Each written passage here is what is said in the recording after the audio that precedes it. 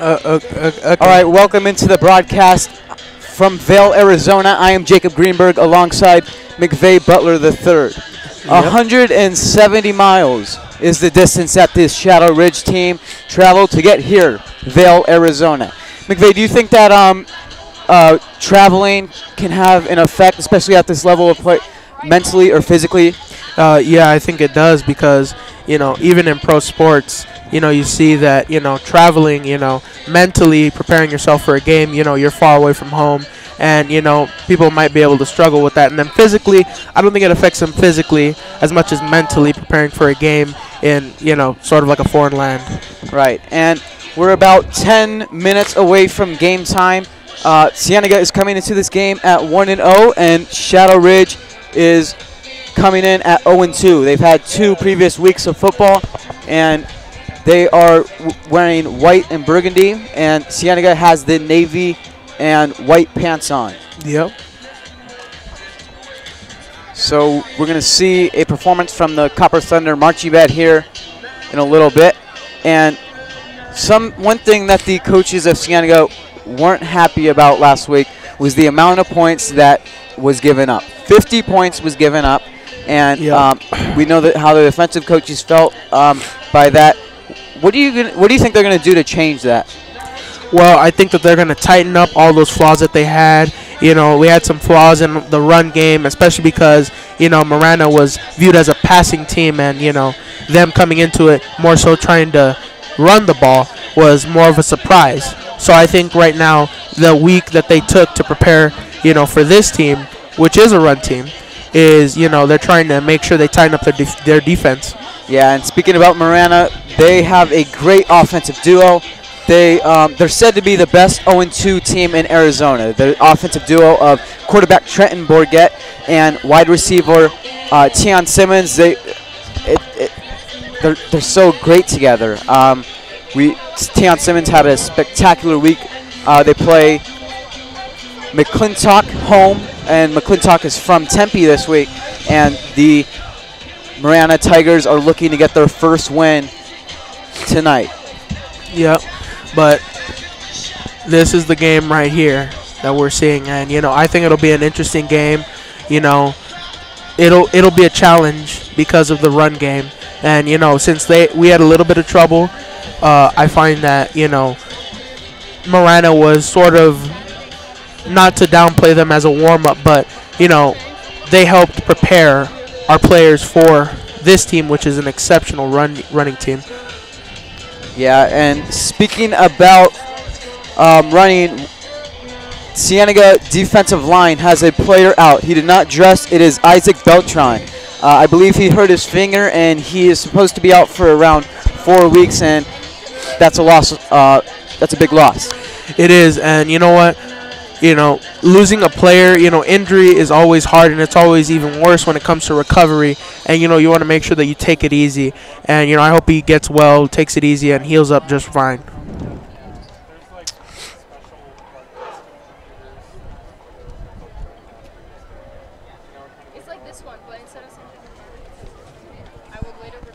So when I was talking with the Cienega football coaches, they were talking to me, and they said they just want to get back to their fundamentals because they want. Okay, here's the marching band for their performance. With about 7 minutes and 30 seconds to go before this game starts. All snack bar options are down in the north end zone. All proceeds going to Cienega Athletics or one of the 70 positive programs and clubs that we have on campus. Great spirit assembly today, outstanding. A lot of noise, a lot of excitement, pumped for the year. I know tonight, Copper Thunder Band is going to be bringing it at halftime. Preparing tonight for our pregame.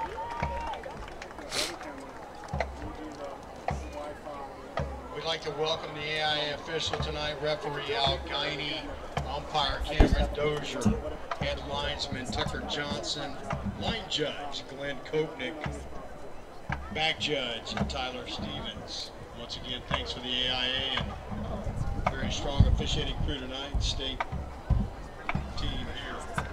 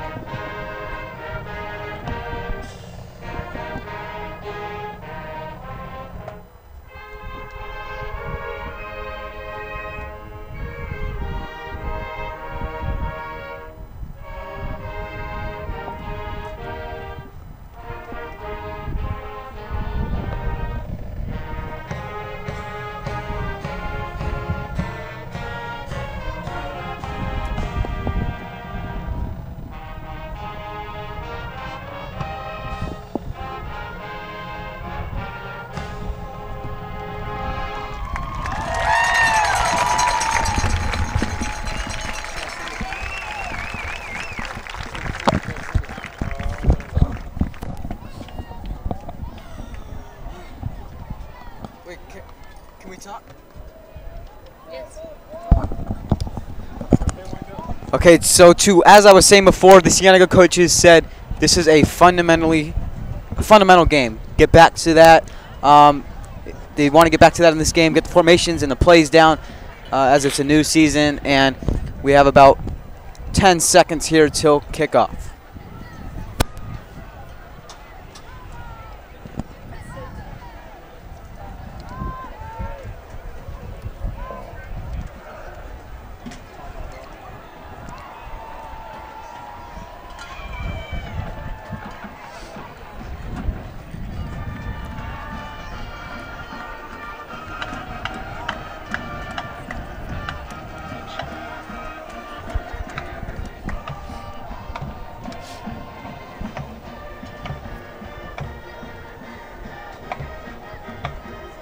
Welcome Shadow Ridge Stallions tonight, led by Coach Bob Chappelle.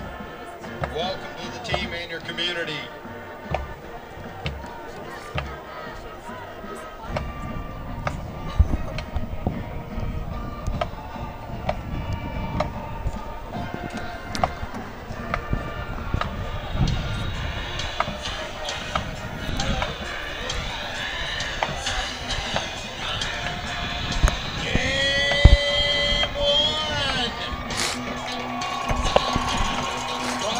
Football inbound.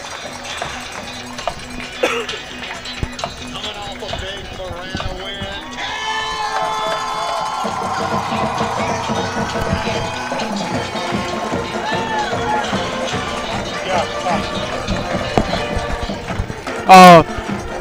So, game about to start.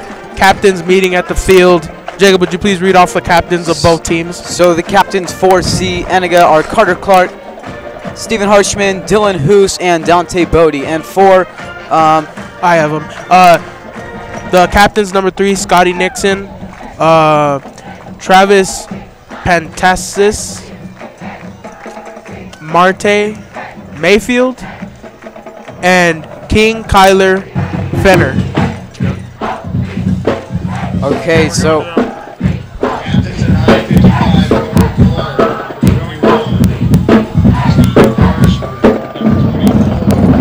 Thanks, guys. Tonight's game is the Bobcats, Cienega Bobcats versus the Shadow Ridge Stallions. We have learned that Shadow Ridge loves to run the ball. They are big runners, and Cienega has speed everywhere.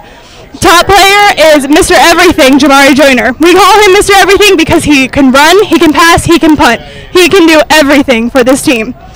He had 7 touchdowns last week, and Cienega is coming off of a 57-50 win against Marana in week 1. This crowd is super excited for this game, and they cannot wait to see the outcome. Thanks, guys. Back to you. thanks, Jillian. Like Jillian said, this team loves to run the football, and that's their main thing that they do. They have great running backs, number 3 and number 24. Number 3, as you said, McVeigh, one of the captains. Yep, he is. Number 3 is very fast. Just by looking at his physical statistics, you know he's going to be very fast. And you told me that the other running back is also fast, but he's more of a power runner. Yeah, he'll knock you down. And Scotty Nixon, number 3, he's very recognizable on the field. He's got the Troy Polamalu type haircut in the back going down. Yes, you told me about that. Here we go, So head coaches tonight, Pat Nugent in his 3rd season. And we have Bob Chappelle. He's head coach. He took over this team last year. This is his 2nd year of coaching. And he took it over from Ray Karras after his 2 years. And right now, Shadow Ridge is kicking off to Cienega. Now, how do you think Cienega will come out of the gates? Well, you know, like the coach said, they're gonna try different things and get down to the fundamentals. So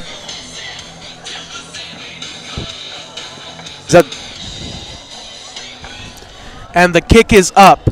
Very short kick, landing around at the 32. And there is number 42, Eli Galvan, on the return. And here is the Cienega offense as they will start their first drive.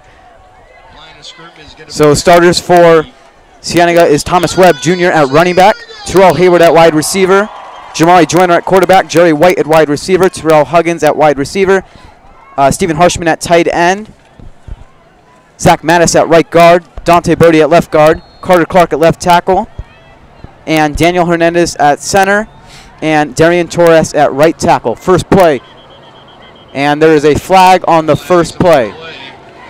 It's never good to see on the first play. No, it isn't, but you know what?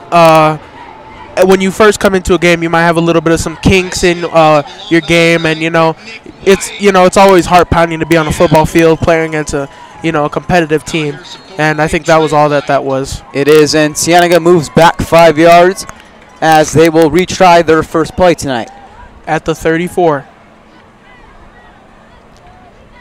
Jamari Joyner to Terrell Hayward, and he is taken down at about the 45-yard line.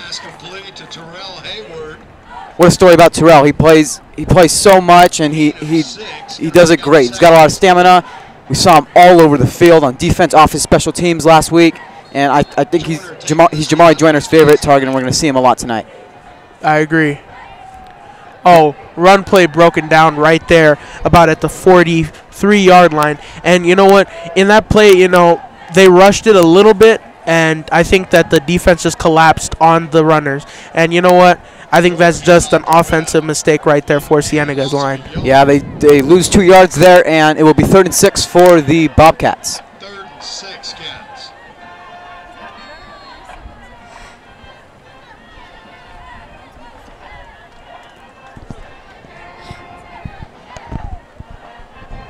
Jamari Joyner runs to his left, and it is out of the hands of Jerry White. That's a pass you need to catch. That is a pass you need to catch. That is a first down attempt right there. And you know what? I think that, he's a little bit upset at himself for not catching that ball. And now for 4th down, Jamari Joyner will stay out there because he is a punter. And you know what? That's pretty interesting. Like we say, he's Mr. Everything. He throws, runs, and punts the ball. That's pretty multi-capable for a quarterback to be able to do all those things, and just as an athlete alone.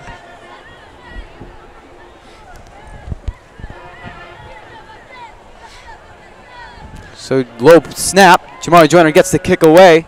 It's a good kick, and it will bounce right down to about the 4-yard line. Great pump by Jamari Joyner. That is good. And like I said last week at the Marana game, Jamari likes to punt at a high angle to get that extra bounce in the ball and possibly, get it to where it is right now, which is very important because that gets them great field position and makes it tougher for the offense to make a good play and score.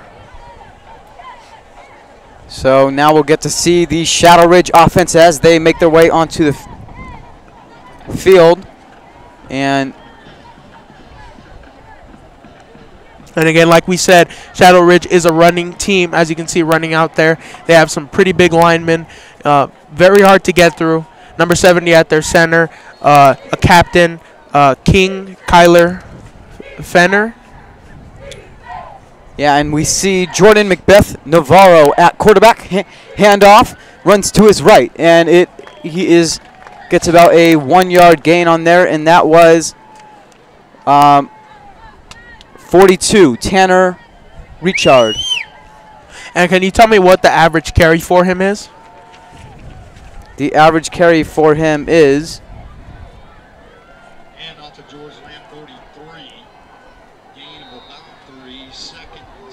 he is not. Oh, maybe that was 43. So 4.4 yards he averages. And that's pretty good considering that, 2 plays and they're already almost at a first down. Rolls to his right, and it is intercepted by number 24, Dylan Hoos, a captain. And he is celebrating right now, ecstatic at that play, running, taking off his helmet, running through his team, and just excited over that play. That is a big play because now they have great field position. Yeah, and with Cienega's defense, their secondary is going to have a good game. Once the Shadow Ridge's quarterback, Macbeth Navarro, he doesn't really have an arm. It's kind of weak. They're running the ball is their thing. So we might see a lot of interceptions. There's one for Dylan Hoos already starting this game. So offense back out there for Cienega, and they are in the red zone with 9 minutes and 49 seconds to go. And you just got to wonder, is it a run play or a pass play? Up, the ball fumbled on the ground. Jamari dives for it. And it looked like Jamari Joyner didn't even know the ball was, so he might have not even called hike. And those kind of plays are dangerous because if the team that just got an interception gives the ball back, the momentum is flipped around, and that would be a big loss for Cienega because they are so close to getting a score right here. That was dangerous. Joyner looked like he was still trying to call a play, and the ball was snapped. So here we go on 2nd and 10. Hayward in motion, gets the handoff. Oh, Jamari slicing Joyner through. Keeps it. Touchdown, Jamari Joyner. And that is an early touchdown. You got to wonder, is that the tone that Cienega is trying to set in this game?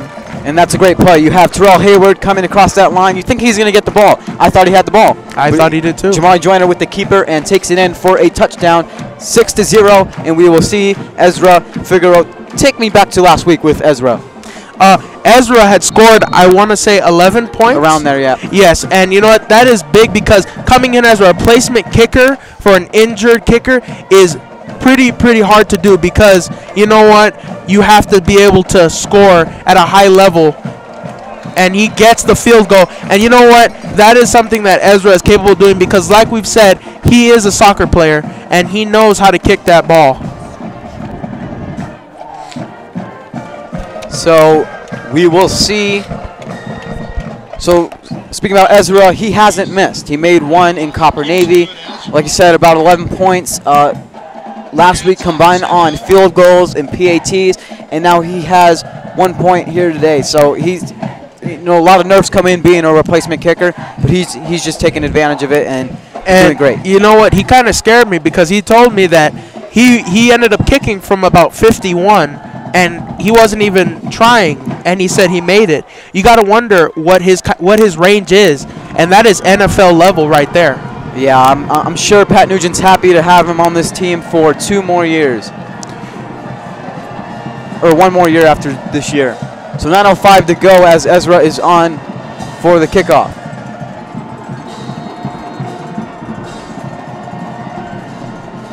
Running towards the ball, Ezra kicks it off. Good kick. Coming into about the 10. Running through, slicing through, stopped at about the 29-yard line. Darius Moore on the run back. So Jordan Macbeth Navarro will come back out for quarterback. And you don't like to throw an interception on your first play. It's not a good first impression. No, you don't. And you know what? As a quarterback, that is something that you have to, you know, that's the biggest weakness of a quarterback's morale is throwing an interception because, you know, you give the ball away so freely and, you know, it just makes you worried as a quarterback to throw that ball. But I got a feeling that he won't be shaken up by it, and I think that they're going to start running it a little bit more and try gaining yards that way. Yeah, we see Scotty Nixon out there, the running back, and we're probably going to see a run here. He's short, but he's real fast. And there he is with the handoff, and great tackle by number 52, Dante Bodie. And never broke away there. Great job by Dante Bodie. And that's about a loss of 1, would you say? It is a loss. Yeah, I'd probably say about loss of 6. A loss of 6, yep. Wow. And you know what? That's not good because, you know, you're helping them by doing that. But you know what? Great play by Dante Bodie. Loss of 2. They got it wrong on there. Oh, loss of 2. It's okay. We all make mistakes. And a flag will come out. Did you see who moved first there? I did not get a chance to see who moved first. It was kind of a, you know, a little bit of a kind of all of them moved. I would have to say as a ref, I wouldn't be able to identify that one. Yeah.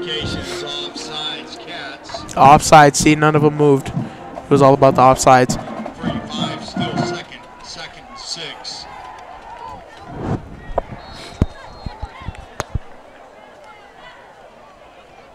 So 3rd and 8 from the 37-yard line. Navarro hands it off to big boy number 43. Oh, and that was a hard tackle right there. Man, his helmet almost came off, it seemed like. And it looks like Nathan Amico is injured. He's limping off the field, and that is not a good sign. No, it is not. Lamb, the ball carrier. But as a football player, you are tough and trained to be tough, so I doubt it phased him at all. 3rd down and 2. Nixon in the backfield, handoff, runs to the right. And he will get the 1st down and more, and he with a juke, and he's still going.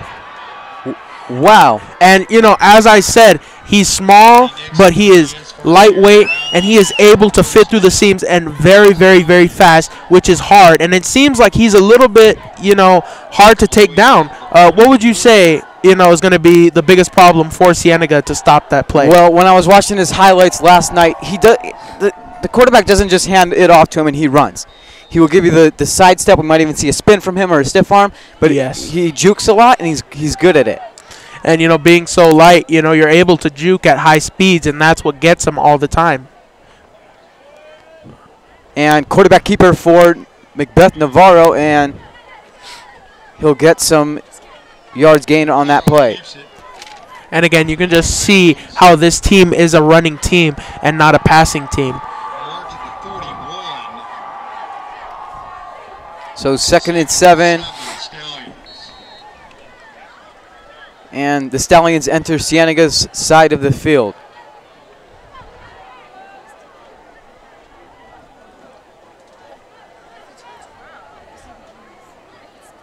And here's another handoff.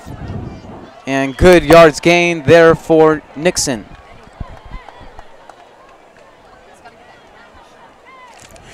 And I know you said that he was more of a shifty and fast, but I think he's also a little bit more of a power runner too, because he likes to smash inside and get those extra yards off of that hit. Almost like Ezekiel Elliott of the Cowboys. Yeah.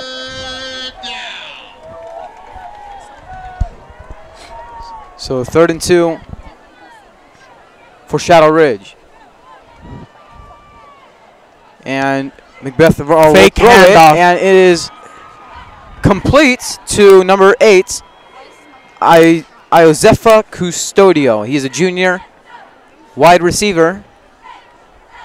And I'm going to announce Cienega's defense. So we have outside linebacker Diego Rivas, number 1. Free safety Thomas Webb, Jr. Cornerback Terrell Hayward, number 7. Outside linebacker Nathan Amico, number 8. Terrell Huggins, full safety. 21, Stephen Harshman, middle linebacker. Rodney Rogers, cornerback. Dylan Hoos, a strong safety. Oh, and a hard hit. Zach Mattis, the nose guard. Dante Bodie, the defensive end. Carter Clark, defensive end. And that is it. So what happened on that last play? And on that play, it was a handoff to number 3, and he just got smashed inside. He could not run and get through that tough defense, which is good for Cienega because they can stop the ball almost immediately right there, and that's what they need to do every single time. So the Stallions have 1 receiver to the left. Oh, pass. Not brought down and brought down back. And you can see a little bit of aggression there. But you know what? Being so small, it's hard to think that he is tough. But you know what? He has shown his toughness in these last couple of plays. Yep. And so that will bring up a 3rd down and 9.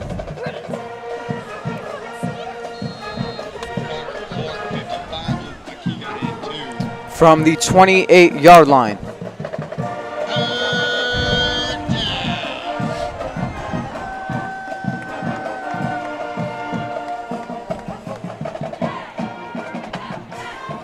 And another handoff to Nixon, and he is pummeled by Cienega's defense. And that will bring up a 4th down. Do we see the kicker here?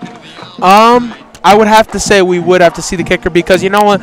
You never want to go for it and lose it. But you know what? In this case, it wouldn't be a bad move. But these kind of moves, coaches usually don't make until last minutes of a game, 3rd quarter, and they're down. Yeah, and we do see the kicker here. Number 1, Kyle Kerr, here to to test his ability here in Vail.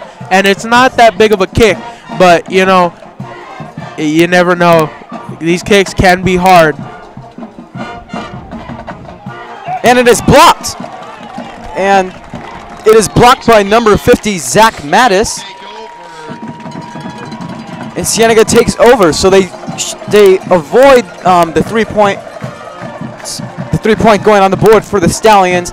Great job by Zach Mattis to break through the line and block the kick from Kyle Kerr. You know, that is pretty hard to do because they do have a defensive line. They're blocking, but you know what? Not able to block as they smash through and Zach Mattis with a block.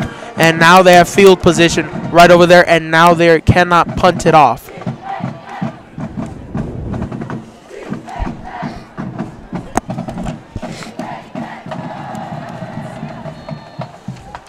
So the Cats are back out here for their third drive with 4:22 to go in the first.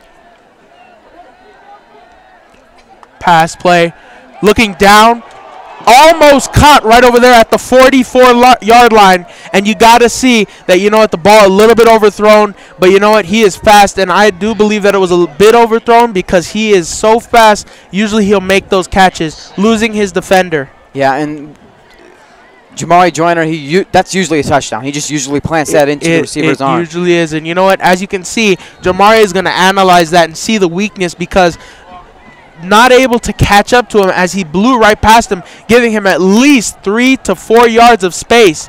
Not good for Shadow Ridge. And the handoff there to Thomas Webb goes for little to no gain. And so we know these two teams met last year. Cienega made the trip up to Shadow Ridge and surprised Arizona. They won that game 40-14. This Shadow Ridge team is supposedly a better team this year.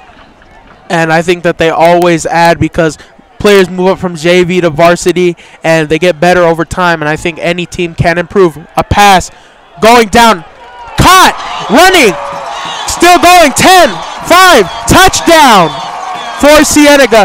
That is a huge play. Like I said, Jamari analyzed the play, saw the weakness, and knew that they could not keep up with their wide receiver. Big play, and now already 13-0. Cienega. And that's what I was talking about Jamari Joyner. Just plants it into the receiver's arm, and there's no way that the defenders are going to catch Terrell Hayward there. Track star, no. He's going to take it to the house. Exactly.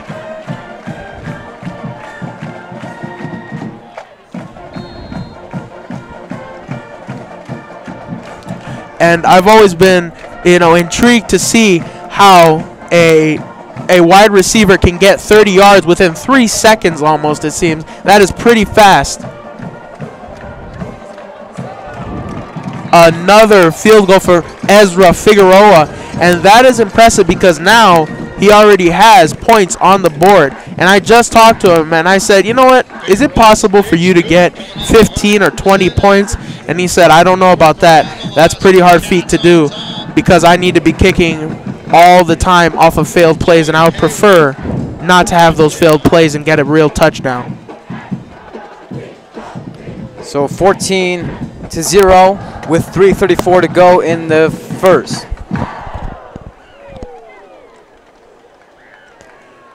Kickoff right here to Shadow Ridge.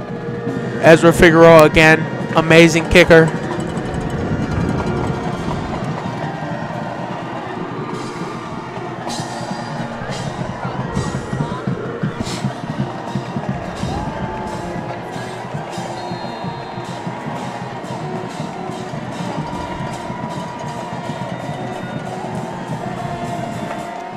Low kick, and it is caught at the going to be returned 5-yard line, and over past the 25-yard line, and we'll see the Stallions defense come out here. Stallions offense. Stallions offense. They have a great offensive tackle. I was watching his highlights yesterday. It is Isaiah Mercado. You can look for him. He's number 75. He's strong. He will push you down. He'll get on top of you, and he could take on. He'll take on two defenders at a time. Shadow Ridge. And again, I've always said that, you know what, a big guy that is tall can always block the best. And you know what, number 70, King Kyler is a great blocker, listed at 6 foot 320. So a loss of yards there on the play, and Cienega D-line is doing a great job at breaking through, aren't they? They sure are, and you know what? For a running team, that is big, because I already said that the Miranda game, that we had a little bit of trouble at that run game, but I think that the coaches coming into this game knowing what they're going to do and having the run game as a big part of Shadow Ridge, they know how to stop it right now. So two receivers on both sides of the quarterback, and it will be a throw. Macbeth Navarro, and it is complete to number 8, Iosefa Custodio, and he is their main receiver. He's got the best stats. They don't throw the ball really much. Looking at their stats, they played 2 games. You look at their top receivers, 4 receptions, 3 receptions. They just don't have a passing game. They don't, but you know what? That's why they have a great runner in number 3. You know, like you said, he has that Troy Polamalu haircut going for him right now, and you know what? He's very noticeable. Oh, fumble of the ball right there. Flag throwing. Which side will it be on? I couldn't see there, but it is on the Stallions as they'll move back. And that gives them bad field position right there. It's gonna be a long 3rd down. It will, and you gotta wonder, since they're not a throwing team in these situations, are they going to force the run and depend on the run to get them that first down?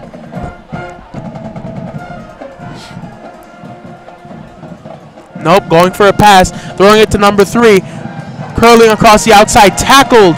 Not much gain right there, maybe a gain of 3 to 4 yards at most. And now it is 4th down, and you gotta believe it's a punt. Yep, punt team comes on to punt it away, and the receiver for Cienega is Terrell Hayward. And last week we saw a lot of long special teams returns for Terrell Hayward. We saw it last year. That's what I talk about. He does everything on the field. Punt is up, and it's a beauty, nice and high. And a nice roll for the Stallions. And it's stopped at about the 28-yard line. So Stallion punt takes the Cats all the way back. They'll start out at the 27. First down, Cienega!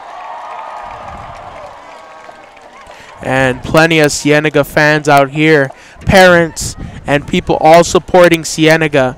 And you know what? They're getting riled up right now, excited to see the ball back in Cienega's hands. Yeah, it's a tie-dye out for the student section. We had a great spirit assembly today. I think it's great on these to do it on these games. I think it gets the players hyped, and it's real good for them. Ronnie Rogers with the handoff and stopped before the line of scrimmage. We didn't see him on offense last year, and he looks like he's going to be playing a big role at running back this year. Yes, and you know what? He's a track star, very, very fast, almost like lightning speed. And you know what? You got to believe that, you know what, on these run plays that he would gain at least up to 6 yards averaging, just because of how fast he is and how crafty he can be.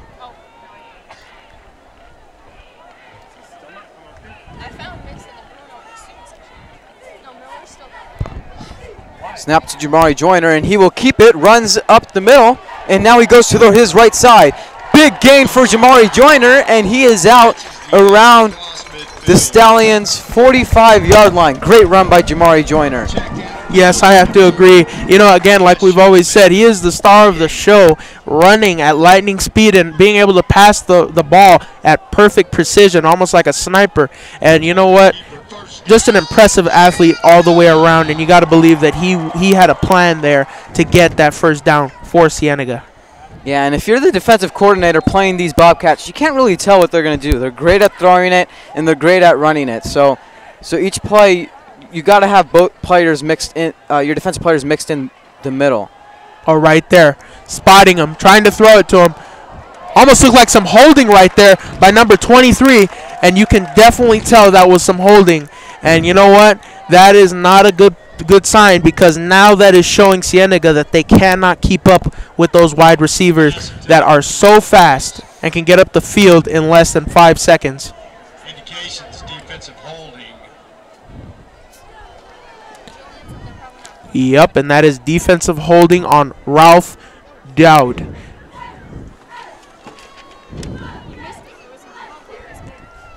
Yep, he's the junior, listed at 5'9", 165 pounds.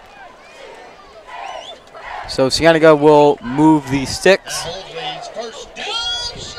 and it will be a first down for Cienega. 36 seconds to go in the first.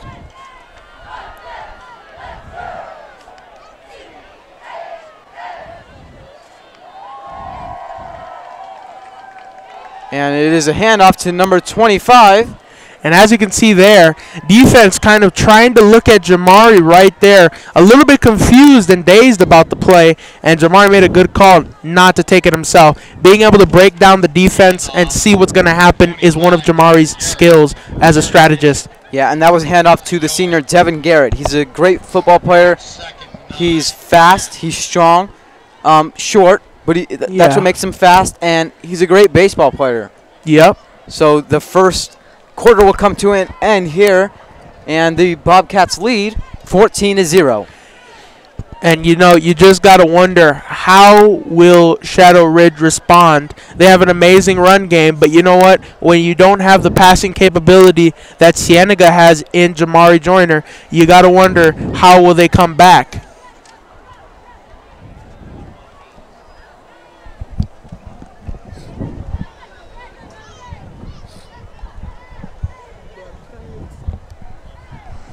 And the Cienega cheer line, led by Vanessa Romeo, is looking very good tonight, riling up the crowd.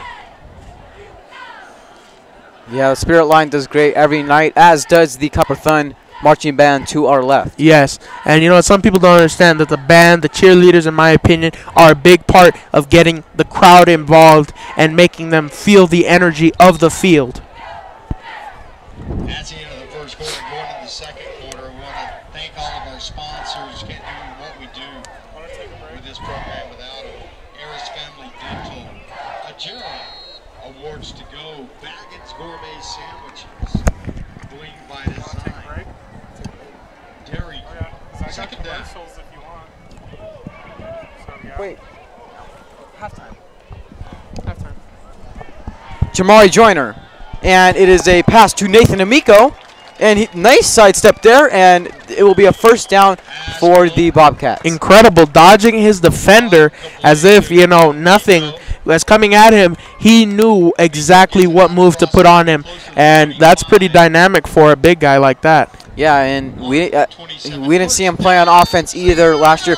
Cienega last year lost a lot of players on offense due to them being seniors, and they're trying to mix it in here a little bit. And here's Devin Garrett on. Oh, splitting the defense again. Almost like all the players are trained with such skill in these moves. And like you were saying, we lost a lot on our varsity team. But you know what? I don't think that is going to be a bad thing, and because we have the 2019 class, which in freshman year and JV year are undefeated. You got to wonder how that transition will affect on varsity. Yeah, a lot of more juniors on this team than there were last year. So that's good going into this program next year.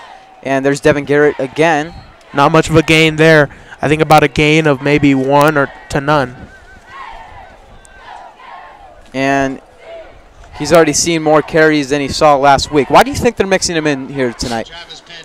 You know, I always think it's important to be multi-dynamic as a team, keep the other team guessing, and that's why they want to add him in there. And because, you know, having a run game and then having a passing game, you know, and, you know, like I said, Jamari is very tricky as he runs right here to the outside, running with lightning speed, using the blocker, spinning, but brought down. But that is a first down over there at about the 13, 14-yard line.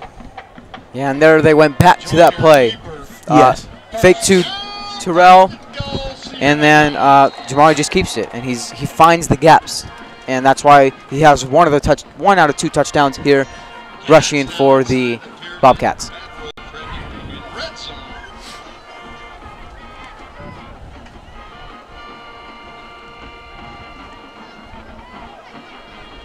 So on first down and 10, Jamari Joyner. throwing the Pass ball to the corner. Touchdown. Oh, almost caught. Pass to the end zone. And that was intended receiver Jerry White there. Oh, man. But you know what? Jamari throws it with such accuracy. He almost always likes to give him that 50-50 chance of catching that ball. And, you know, as a quarterback, that kind of accuracy you only see in college and NFL.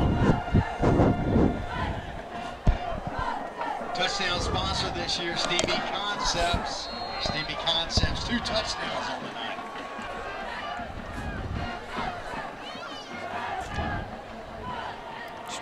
Jamari Joyner, fast Oh, pitch to throwing Devin it. Garrett, and he gets a nice gain there. And that drive right there, using the blocker to make sure that he can get through there and smash through like a bulldozer, and brought down with an extra gain because of how he fought the defense. And Nathan Amico will sub in for Devin Garrett, as he was out there for about 5-6 plays straight there. Yep. And you know what? Cienega loves to keep their guys out there, and all of them, their stamina by the end of the game is a little bit worn down, but they are trained for that. And it is incomplete. Intended receiver Jerry White. And as you can see there, Cienega's crowd are reacting to it, almost seeing that it looked good, but losing the ball a little bit there, fumbling it around, and incomplete is the play call. Brings up a 4th down. So it is 4th down, and we will see Ezra Figueroa on for his first field goal tonight. And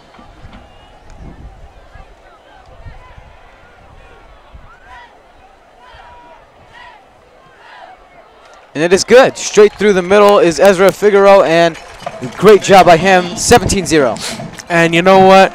I honestly want to see Ezra's range, because he said that he kicked a 50 like it was nothing, easy. And that's pretty intriguing, because that's NFL level right there. You got some field goal kickers that struggle in that 50 area. So being able to kick it from there at ease, oh my God. Almost as if Ezra is ready for the NFL.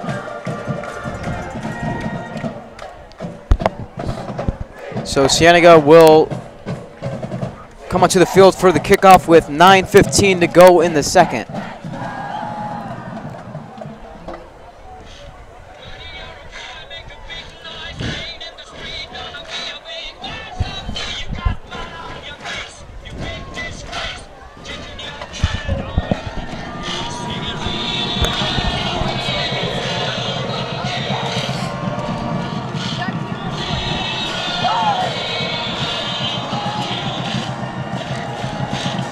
Ezra putting his hand up to let everybody know the kick is up. And it is a beauty, going to the outside corner. And oh, flag. That was a good kick, but too much to the left of the field. So I believe that will come out to the 40. Goes out of bounds. That is an illegal kick. Come out to the 35. 35. Stallions will take over 1st down. So good starting field position here for the Stallions. 1st dance tonight. And they will try and get their offense going. Yeah, and you know what? Their team doesn't look frustrated, a little bit disappointed, but they are not fazed by this, it seems like. It seems like they are ready, and they know they are going to score. The confidence is there. Today too. Great job, ladies. Introducing you guys traditionally into the 3rd quarter.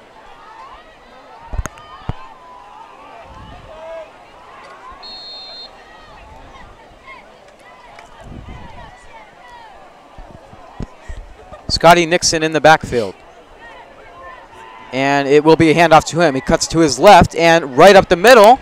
Tackle is just missed by number, if he would turn, number 74. That would be, oh, we don't have a number 74. For Cienega was the tackle? No, he barely missed that tackle right there. For Cienega. Yes, number 74. That is Hunter Schlegel, and he is the freshman. So yes. That's great to come in as a freshman. Pat Nugent's got a great defensive lineman there for 4 years. Yes, he does. And, you know, experience will be gained. Ooh, ball just off of the tips of number 810. That would be Iosef Custodio. And that wasn't a great pass by Jordan Macbeth Navarro. But as we said, they're not much of a passing team. It's more about their running.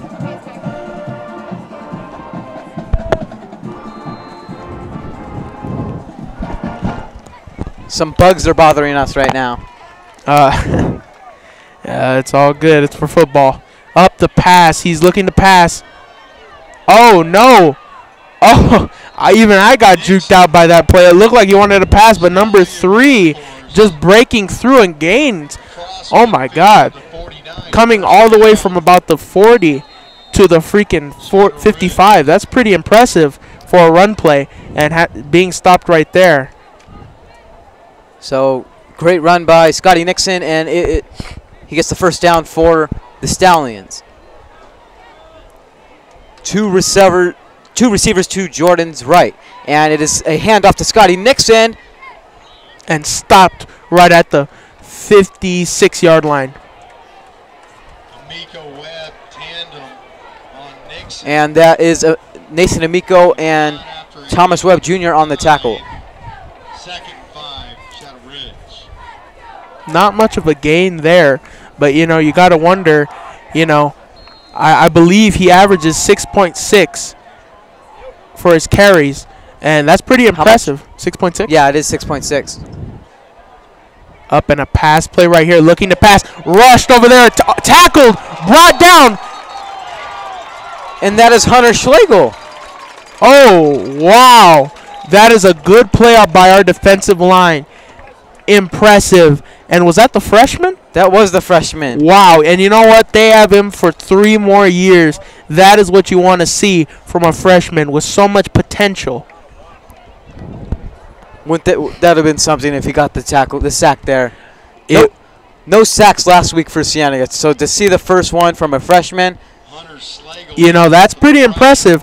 You know, pressuring the quarterback, like I said, not much of a passing team. The pressure got to him and brought back. Wow. That is incredible. Now over there at the 44-yard line. He's going to back up Ridge. Across midfield back to the 44. so a shaky starting performance here for the Stallions offense. Stallions. And on 2nd and 17, here's Jordan Macbeth Navarro to a handoff to Scotty Nixon. Runs, nice cut, and he is still going until a herd of Bobcats come to tackle down. Wow, the 1 Stallion. yard away from a first down. How are you brought back so far and then cut through the seams and get back even further than you were before? That is why the run game is big for Shadow Ridge, and you got to wonder how they'll stop them on those type of plays. And he's doing a great job. He's pretending like he's coming around to the sideline, but what he does is he pretends that, and then he cuts through, and everybody on the defense is confused when he does that, and he gets good gains. And quarterback Another keeper, and it is a pass to number 43, just over the head of George Lamb. And there was a Bobcat having problems there, the freshman. Oh, no, it wasn't the freshman. It was number Carter Clark, 55. Carter Clark. Right there, having words, almost like he said something to Nixon. Right there, being brought down pretty hard. You got to wonder what he said. You can only just guess. But whatever it was, got the the offensive line fired up and went over there to confront him. Everyone, our front office running. Feed the Bobcats. It's Bobcats helping Bobcats. Wow, and because of that, the ball is moved up. Yeah, you don't want to do that. You're up 17-0. You just keep your mouth shut. Explain how it's like as a football player, what it's like there in the trenches. You know, when you're playing, you know, there's a lot of intensity when you play. You know, you're always worried, you're always fighting, and you know what? As a football player, there will be fighting. And the ball almost dropped right there. Pass off. Oh, brought down and pulled back, ripped across. And you know what? Cienega's line is very tough coming in. Nixon is a senior. Wow, he's a pretty small senior, but you know what? He's tough. Yep, 5'4". Only 2 inches taller than me. You think I should be out there? I would hate to see you out there. Okay. Because I don't think you can handle a football hit. Okay. Up a pass play being rushed. Oh, intercepted by Terrell Hayward, and he is blockers are coming, and he is running. He's still going. Oh, breaking free. The 20, the 10, the 5. Touchdown, Cienega. And the score now is 23-0. And there's 2 for him. 1 on offense, 1 on defense. That just proves to what we say about he's everywhere on the field. He is everywhere on the field, and being prepared for those kind of moments is, you know, like we said, they don't have the best passing game, and right there it shows with that interception. So Terrell Hayward takes the interception to the house. We've seen 2 picks from Dylan Hoos and Terrell Hayward. Where was he from? He was about at the 10 right there, 10, to be honest. So a 90-yard take back for Terrell Hayward. Yep, 90 yards. And that's pretty far. You got to wonder how the fatigue gets to him. That's pretty far to run, sprinting, and trying to dodge all of those Shadow Ridge line. Whoa. And they... Okay, I'm sorry.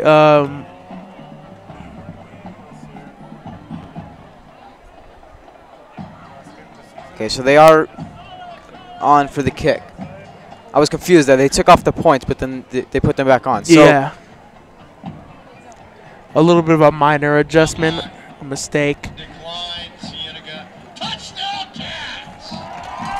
So it is confirmed. It is a touchdown for the Cats, and Ezra Figueroa is on to make it a 24-point deficit. Halftime. Who needs it? Nobody? The script for halftime? Thank you. The band? Where does it go? I'm sorry. I was given instructions. 5 seconds. Kick and is off. Kick is and up. That is good. Ezra Figueroa with extreme accuracy, like a catapult from medieval times, being able to kick it through that goal. Like, oh, God, you know, just amazing kicker in Ezra. He's not only the field goal kicker, but he's also the kickoff kicker.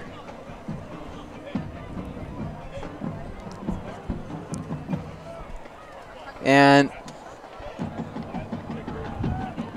shout out to Mr. Niblo and Mr. Avey. They told me that they'd be watching tonight. Yep, I hope you guys enjoy. Mr. Avey, I was just talking to you and seemed pretty excited to hear this live stream of the game.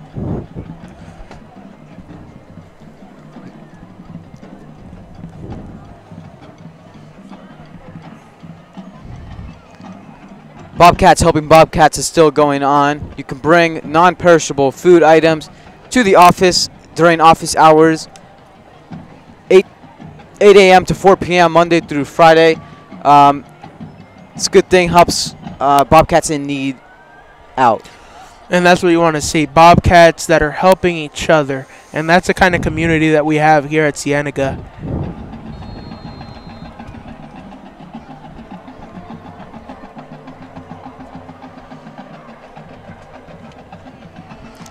And the kick is off, and it will be a touchback as the ball sails through the end zone.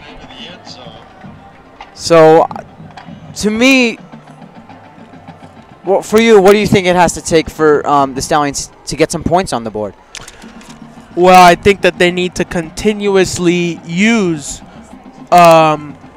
Scotty Nixon to get through for them, because their passing game isn't good enough against this amazing cornerbacks that Cienega has, and that's what you want to see.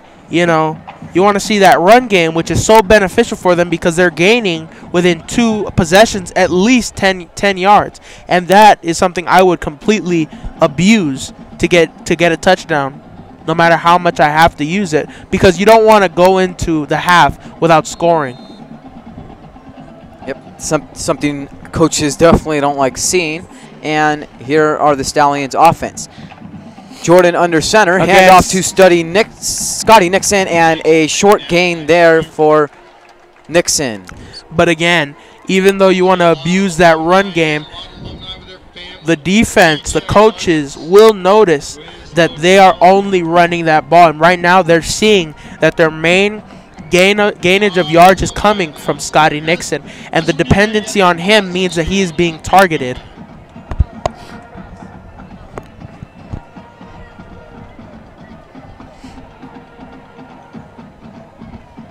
And it's a handoff to number 7. And a good chunk of yardage there. So it'd be a short 3rd down. And it was Jordan Buchanan, the running back there, his first carry of the night. And he averages, and he is not on here either. So it looks like they're mixing in different running backs. Yes, but like you said, he is a power runner. He uses his power, his strength to break through the defenses. Seeing there, he tried breaking through, but unable against his defensive line with the aggression that they have. Oh, and pushed all the way back. And that was the play that was noted to me that they saw on film. It was the reverse there. Quarterback coming one way, and number 7, Jordan Buchanan, went the other. So they're trying to try out different things here. It just doesn't seem to be working.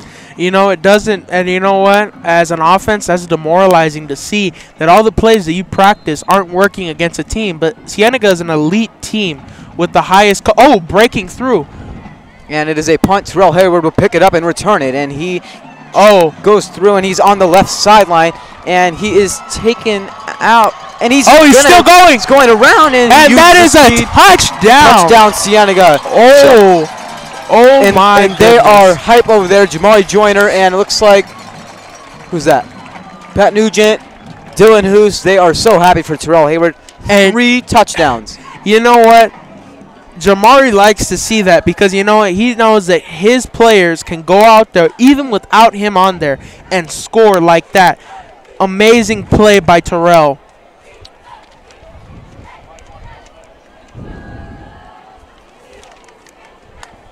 So 3:40 to go here in the second quarter, and Ezra Figueroa is back on for the PAT.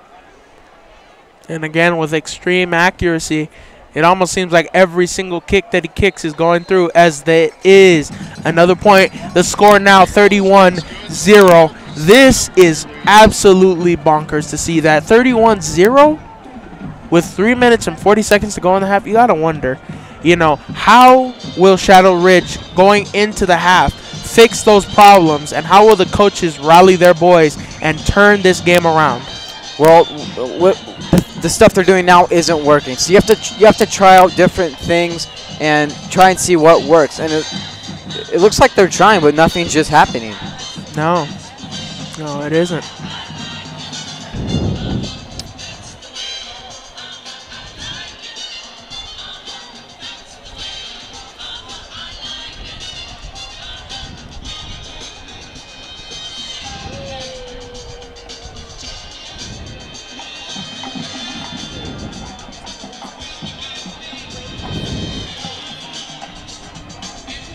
And you can just see Shadow Ridge's disappointment and just fatigue that they have.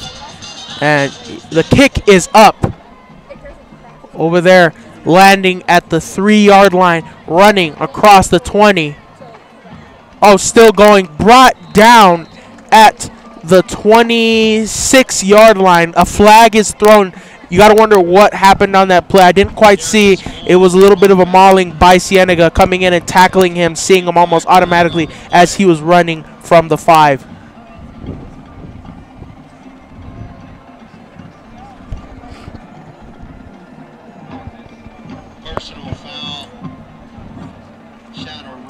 and a personal foul on Shadow Ridge. And you can just see the frustration in not only the players but the crowd, the band, the coaches, almost lifeless, almost seem like statues. Yeah, good show up for the Stallions fans tonight. If you can see it on your screen, that's a good show up for 170 miles away. It is, because that is a long way to come. Us in Vail, it's like us traveling to Marana. That is a pretty far travel for us, about a 51-minute drive. Yeah, we see some schools like 40 miles away that get less visitor fans than that. That just shows the support that Shadow Ridge has. Oh, a run play. Scotty Nixon, brought down over there at the 15-yard line. So it will be second down. And about 3 minutes to go here in the second quarter. Yep, 3 minutes, 10 seconds. And, you got to wonder, can they put some points on the board, even if it's just 3 points, to give them that extra confidence boost and not shift momentum as much, but give them, some life to their crowd, to their players, to their coaches. So a handoff goes to Scotty Nixon, and he runs up the middle. And was that a first down there? On a different angle. I think it is a little short, but I could be wrong. It looks up. No, it is a first down.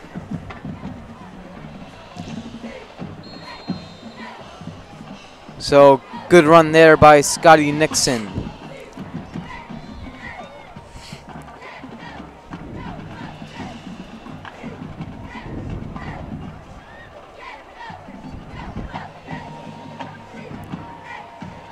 First and 10 from the 24. And a pitch goes to Scotty Nixon, who runs to his right side, and he is shoelace tackled by Thomas Webb, who plays on offense and defense. And that play right there, you can see Scotty seeing that coming, but not quick enough to react, as Thomas also is a very, very fast player, very agile and very quick. So a 1 yard gain there. Stopped at the 24 with only 1 minute 58 seconds to go. Clock is ticking. If you want to get some points here, you gotta go a little bit quicker. You do, and you gotta wonder, they don't seem that hurried and rushed to get that done. And another handoff.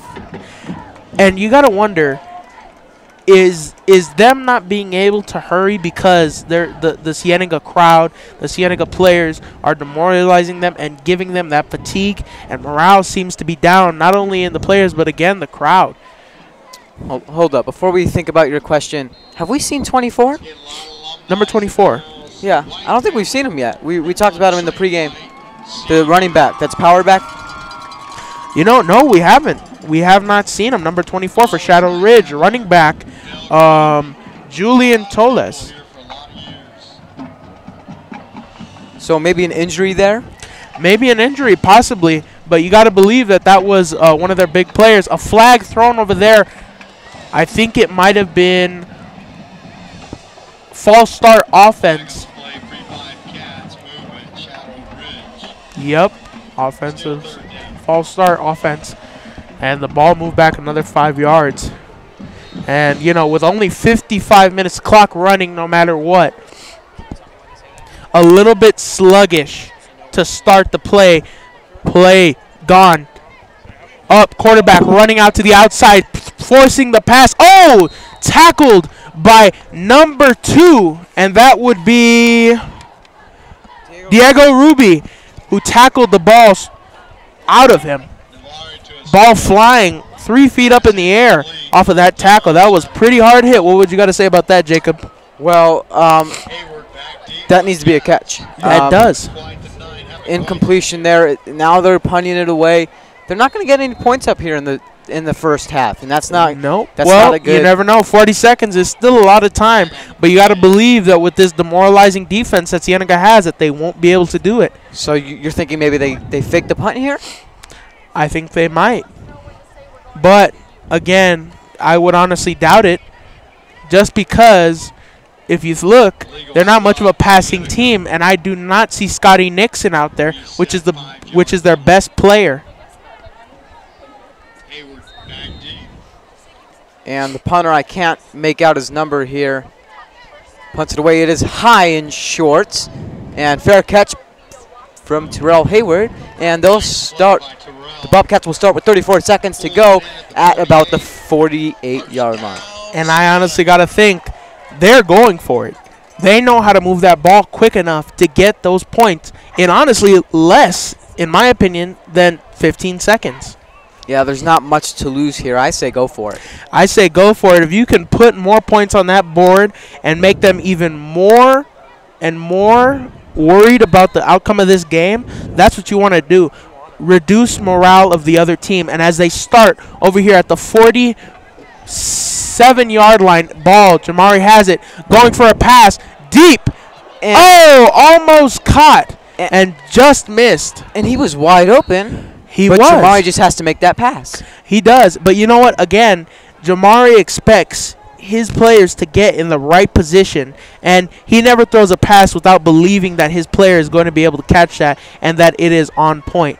Just a bad pass right there, and you know I got a feeling that Jamari will turn that around and make a better pass next time. Still with 27 seconds on the clock, still time to get a touchdown. And as you can see, now Shadow Ridge knows they're not holding back. So we see about a 10-yard backup here, holding from Cienega, and they'll be more back. Maybe just taking it to halftime from here. Yeah, they might, but you know I honestly doubt that. Another pass play, Jamari looking down, caught over there and tackled. Ooh, and that's rough. what a coach likes to see. You get the quick reception, get out of bounds, because the clock stops at 21.6 seconds. And how much of a gain do you think that was? I would have to say that was about a 15-yard gain. 15-yard gain. Did we see who that was? Was that No. Rodney? Yes, Rodney. So Rodney Rogers there on the completion. 21 seconds left on the clock, and I got a feeling that this will be a touchdown play right here. Joyner takes the snap and throwing it. Oh, caught. Brought down over there at the 46-yard line. 15 seconds on that clock. Moving. Every play takes about 6 seconds for Cienega, and they get at least 20 yards on each of these. You gotta just marvel. Oh, look at that. So he threw it to the ground to stop the time. So there on that last play, you don't go for more yardage. You just get out of bounds, because once you get into formation, the clock goes. In high school rules, if it's in play within the last 2 minutes or 1 minute, once you get into formation, the clock starts going. So yep. Jamari here on 2nd and 10. 10 seconds to go here in the clock first running. half. Joyner, and he is pressured, and he's running away. Great avoidance, and he'll long pass, wide open. Easy touchdown, Cienega. Last final seconds with 37 on the clock. Wow. And wide open is, I think that's number 20, Terrell Huggins. Wow. You know what? Shadow Ridge is not believing that they can guard him. And again, their crowd, their players look frustrated. You know, the crowd of Shadow Ridge in disbelief that 37 points can be put on the board. Yeah, and I'm sure they are. I'm sure that defensive coordinator Derek Parrish is frustrated too. You don't leave a man wide open like that. Never, ever. And you know what? I got a feeling he'll be yelling at his boys and telling them what they need to do to fix those problems. So Ezra Figueroa will send us to the half with a field. And you know what? That's the thing. 38-0, and Ezra was pressured there with 3 guys, and he kicked that ball like he knew it was going to go, and they couldn't get to him in time. And you know what? Ezra has that kind of swagger when he's on the field. Halftime is starting right now. And now we'll throw it down to Jillian. Jillian?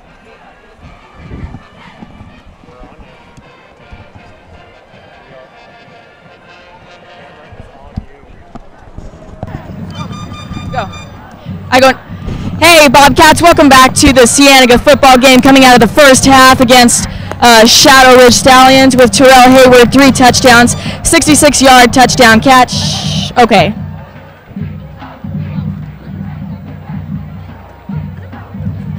80-yard pick six, 45-yard punt return for a touchdown. And Jamari Joyner, 2 touchdowns, 66-yard pass to Hayward, and 11-yard touchdown run. And the Cats are dominating.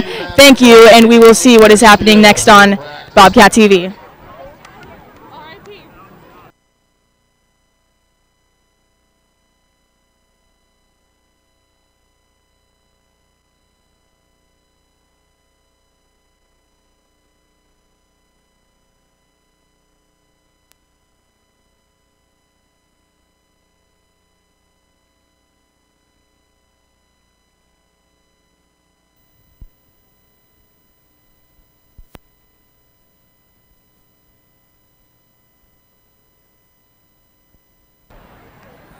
Ladies and gentlemen, please welcome to the field the 2017 Copper Thunder Marching Band under the direction of Jim Mazzicino.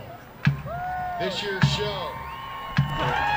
Ray, don't get too much contact now. Ray can hold it, whatever. Because I'm afraid it falls off too. Mr. Mazzicino would like his support. Thank all of his support staff for the 2017 season. Jeremy Vega, David Shivers, Edward Camarino, Lance Robles, Dustin Chilson, Zach White, Frank Carzoza, Gabby Moody, and the Band Booster organization for all their hard work, support, and dedication.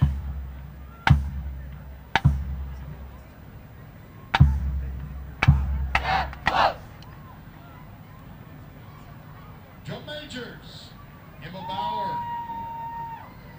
Renina, and Andy Herreras. Is your band ready?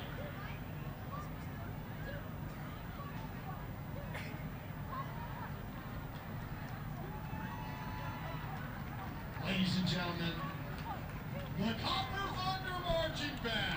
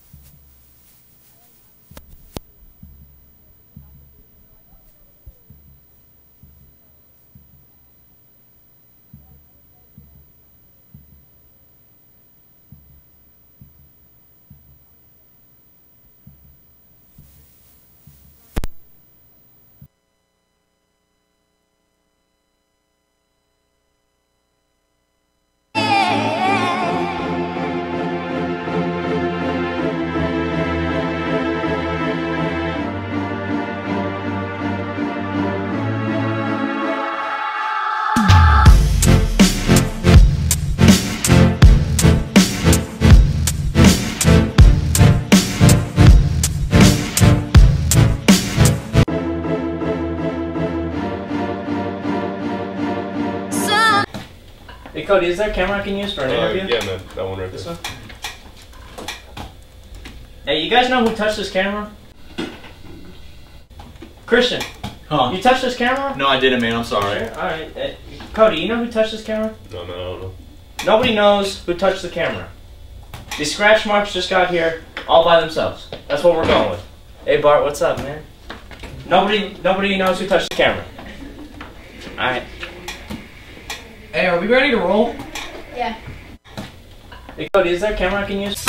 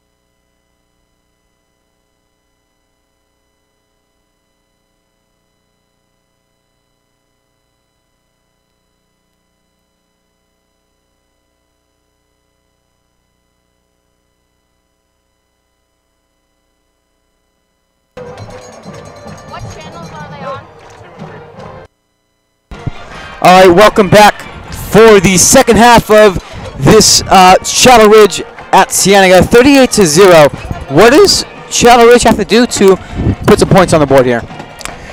Honestly, I would have to say if they can't do it with their run game, it's almost impossible because they do not have a good passing team. Because all of this stuff that they should do is stuff that they would need to improve on in practice. And I got a feeling that the coaches are going to go over that during practice. But this is a blowout game, 38-0. It'd be something if they were able to shut out this team based on how the defense played poorly last week, allowing 50 points. There really were no big plays, no sacks.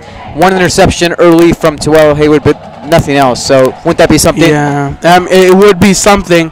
And the amount, if they get blown out, it's one thing to get beaten by a certain amount of points, but if a team can keep you from scoring completely, your confidence level, as not only as a football player but as a football team, is going to go down. Because every team wants to make it to the playoffs. Every team wants to compete. And if you show signs that you can't compete against a team that's going to be a playoff team in Cienega, then that's pretty demoralizing. This loss right here. Yep. So the main thing for Shadow Ridge is to put on a dreamlike comeback.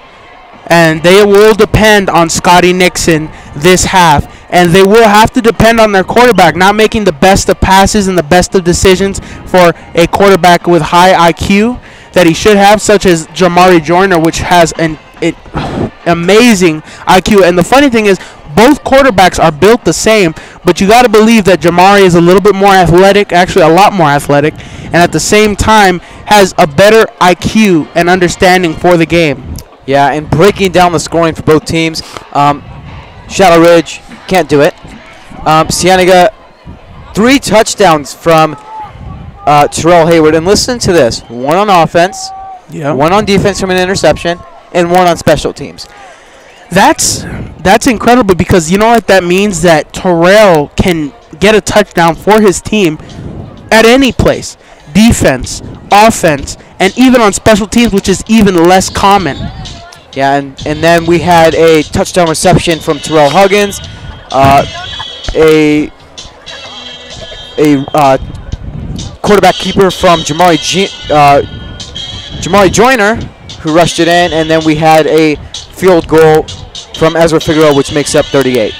Yep, and 1 minute until the game re-goes and third quarter starts.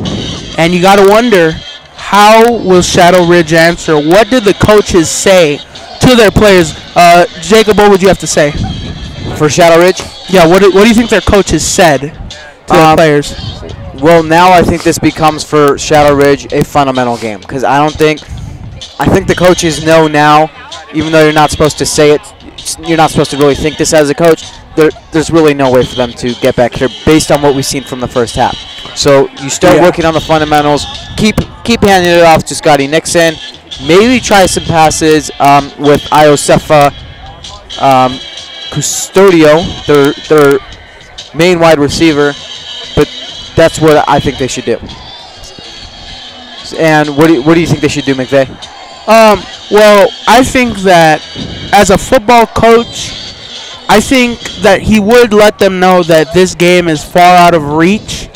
But I think that his main goal, telling his guys, is they have to score. They have to score. There is no way that their team can get blown out. Because that is not only embarrassing, but it's hurtful because you have fans. And you talk to a Shadow Ridge fan, a parent, and he said it took him how long to get here? 2.5 hours. 2.5 hours. Now, as a parent, you always support your kid, but you know what? To see that, you know, as a player, I would never want to have my parents travel that long to see a blowout. Right. And the third quarter is underway. Yeah. Kickoff Ezra. And like you said, at least score some points because it goes on to the repetition this year and next year. These teams meet year after year. Yep. And so next year to be like, oh, we blew this team out. So you have to get some points up to make your reputation a little bit better coming into next year. And the kickoff is to Iosefa Custodio, who is going to run around left side and up the middle, and great tackle between number 22, Emmanuel Jimenez. And it's funny, like you said, we have not seen Julian Tolis. So what do you think happened there? I think he got injured, possibly.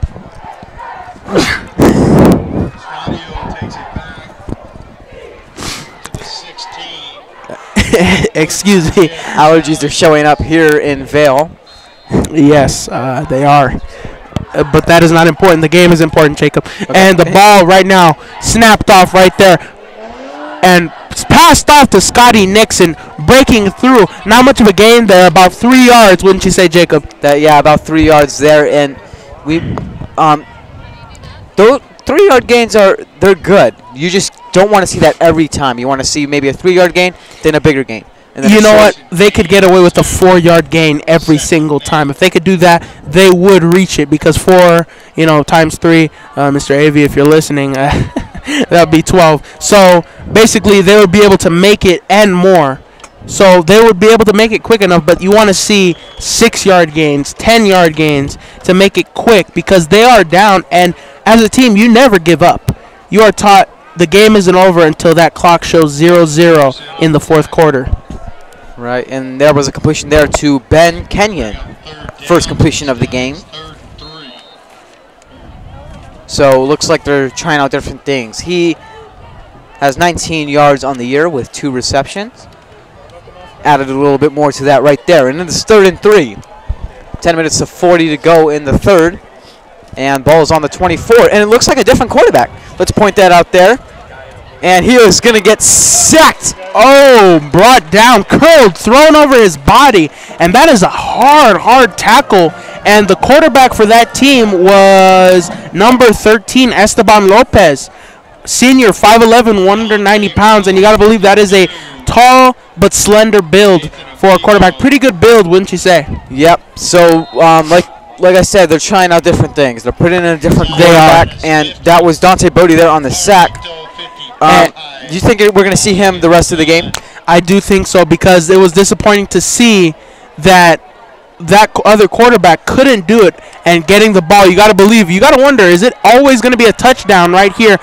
Running out right there is Terrell Hayward. And you know what? A change of quarterback is nice, but you know what? Depending on him to bring them back is a lot of pressure for a quarterback. And as you saw right there, tackled.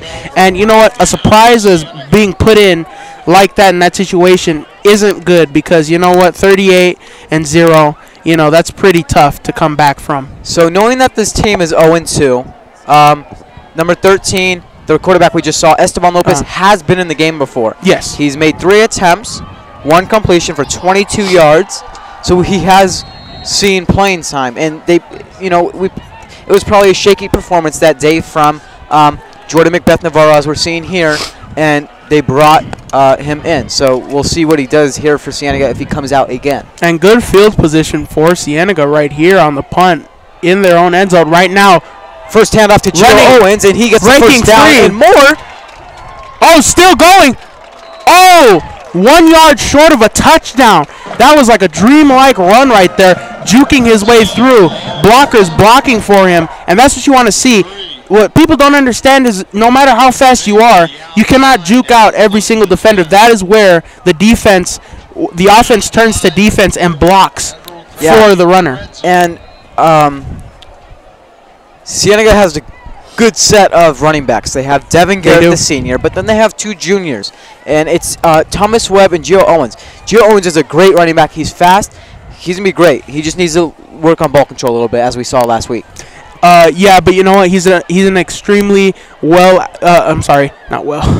he's an extremely good athlete, and I think he will become better at that, and I think he will score a lot. such as Terrell and Jamari do. And I think those will be the big three for offense. Right now, the ball is over there at the 7-yard line.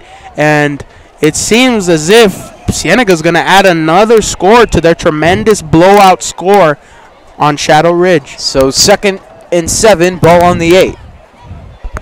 Jamari Joyner.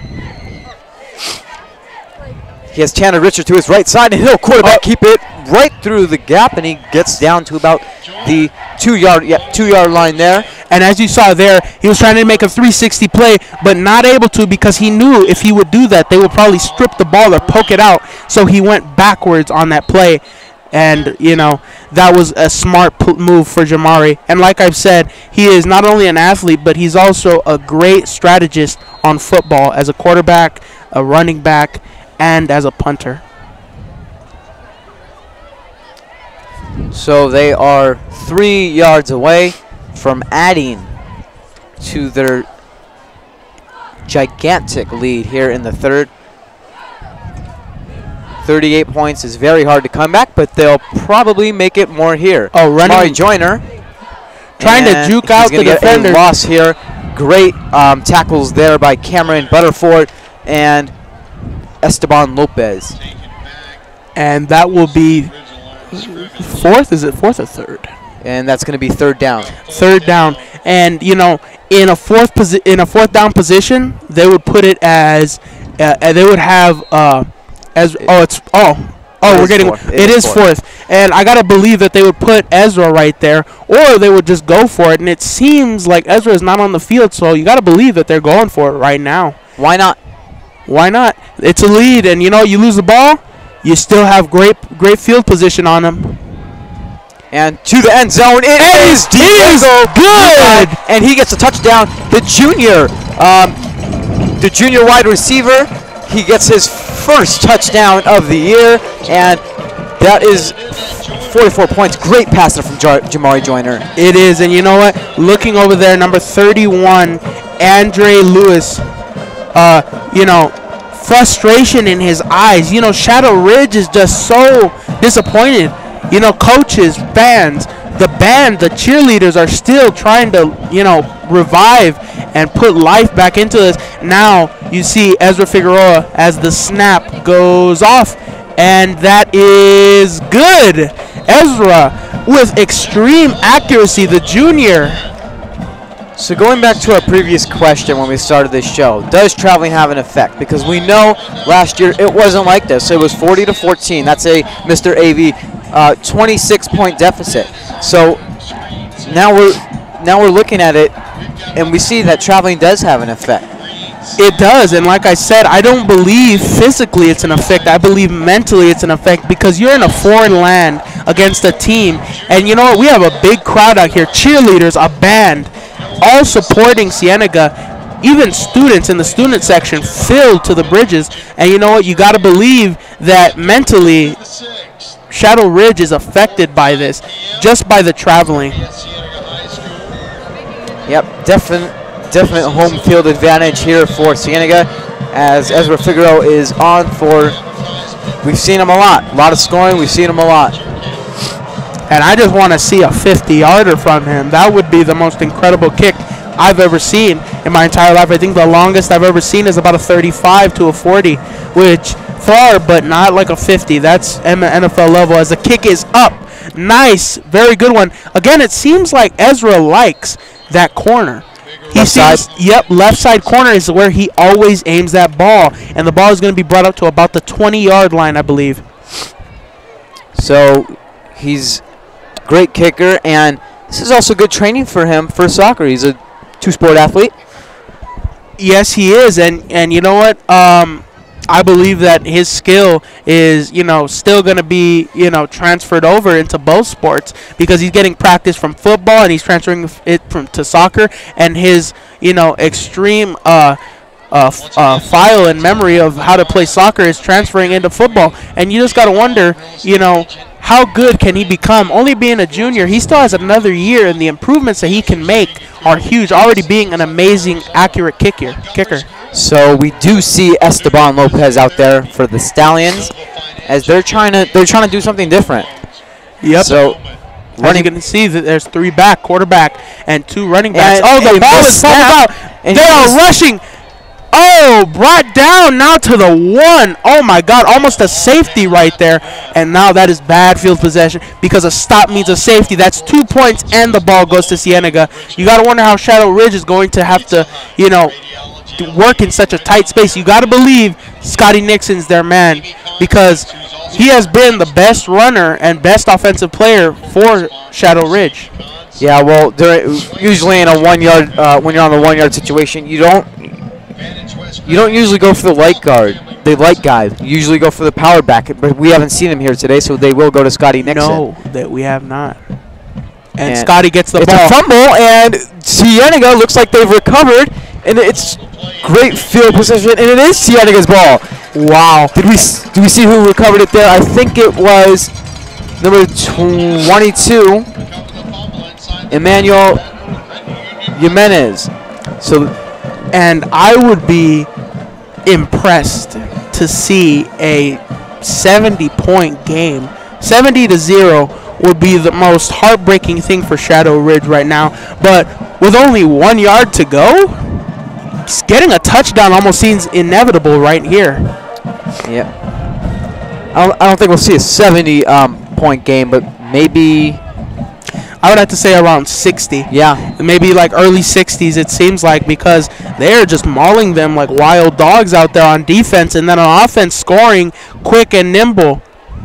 So that'd be a great boost of confidence if they can get 60-point win here. Great boost of confidence if they can shut this team out. But you know what, again, every effect, has another effect to it, and, a good win up. Different quarterback. It looks like the junior, Luis Morales, handoff to Thomas Webb, and he will get about a 1 yard gain there. And he is a power back also. He's real big. He is. And, I think a lot of our running backs, including our quarterback, Jamari Joyner, they have a lot of strength and a lot of agility that comes with that. And that is something that all athletes that are running backs, and including a quarterback, should have. Like I said, I would compare Jamari to a Cam Newton, because he's tall, can throw the ball just like him, but at the same time can smash that ball in there and get a touchdown off of the run play. So we know it's 45-0, and Pat Nugent elects to go with quarterback Luis Morales. And he was a starter for JV last year, did well, and now he's the backup to Jamari Joyner. So we see him out here. I want to see some throws from him. I want to see a long pass, at least about 60 to 70 yards. That would be incredible to see from a quarterback, because that just showcases your arm. And 70 yards is a long throw. It'd be like from the 10 all the way to about the 80-yard line. I'm sorry.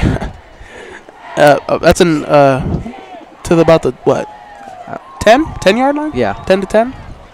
So, Cienega fans, you are most likely looking at your starting quarterback next year. Yes, you are, because Jamari is going to graduate this year, and that'll be a huge loss for Cienega. But you know what? I think that the backup in Luis, we don't have nothing to worry about.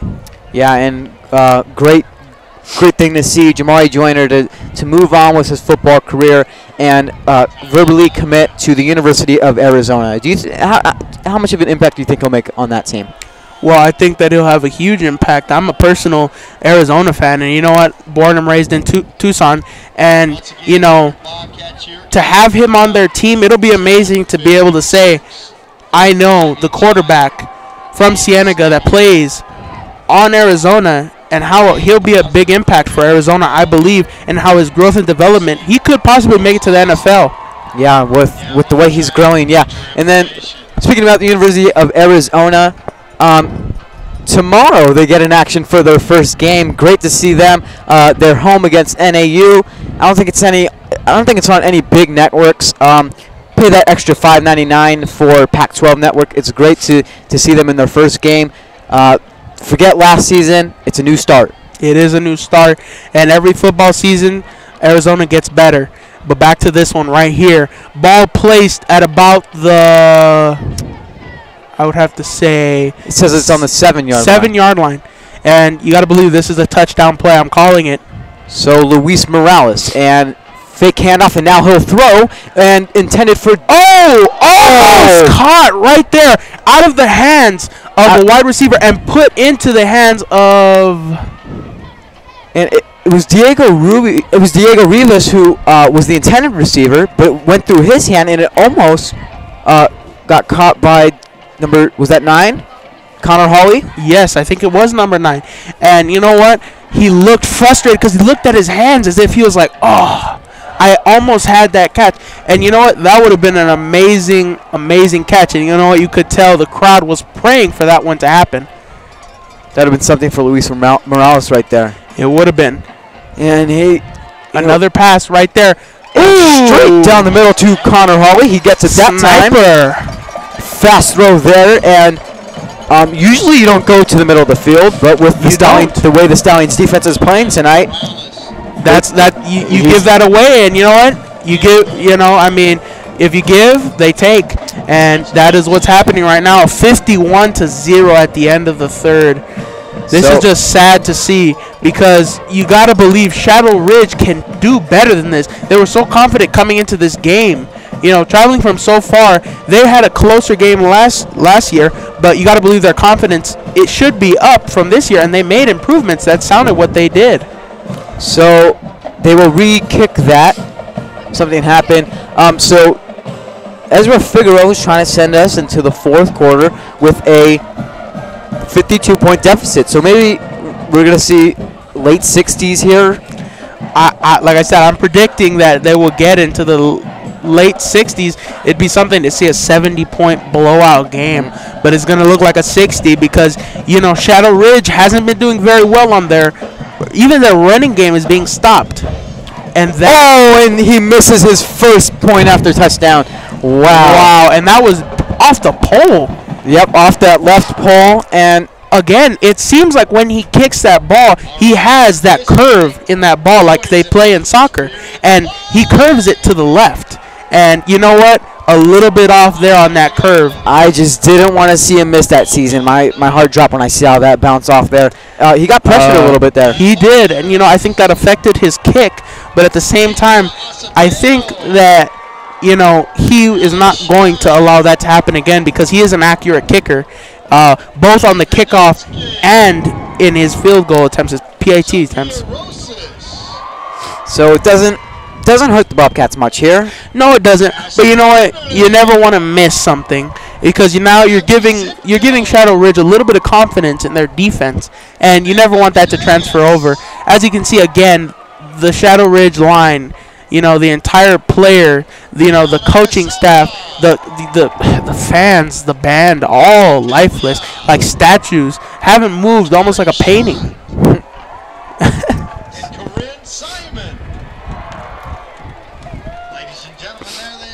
I just want to see one of them move. It's almost incredible. They're staying completely still. Just like the bus ride over here. Yeah, still. Here we go. Another Jeff Knoll State Farm kickoff.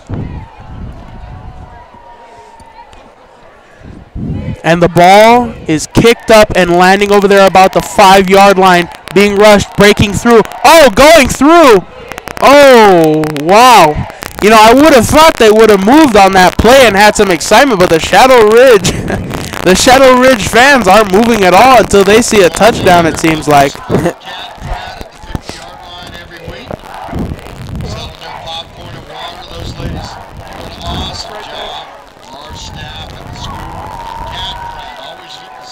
So,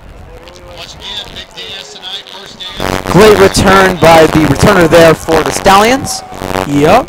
And they will come out for offense.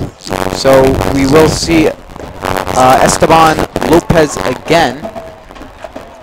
We've seen him on defense tonight, but now he's trying for quarterback after the performance from Jordan Macbeth Navarro that Bob should go. Oh, the ball is not back. Oh! Put down, and that is a huge loss. You never want to see that happen. Shadow Ridge is just having an off night, I believe. And is that the same center? Because we saw him with a mistake right there, went to the 1-yard line. Now a big loss. Things aren't going their way. No, it is not. And you know what? They're probably blaming this all on their center, which he is a captain, and his name is King Kyler Fanner. I can't quite read it. Number 70. Big boy number 70. And, you know, 6 foot, 320. You know, that's pretty hard to block. He's a good blocker. You can see it. And another miss snap from him. Another miss snap from him. I don't believe he's much of a snapper, but I know he's a good nose guard. Good blocker, too. And that's the thing, though. You know, you can never, you know, snapping is kind of an art form. Getting it to your quarterback in the right position is something that we've seen in the NFL. You know, fast snaps have affected Super Bowls, as you can relate years ago when the Broncos, I believe, had a false snap to Peyton Manning.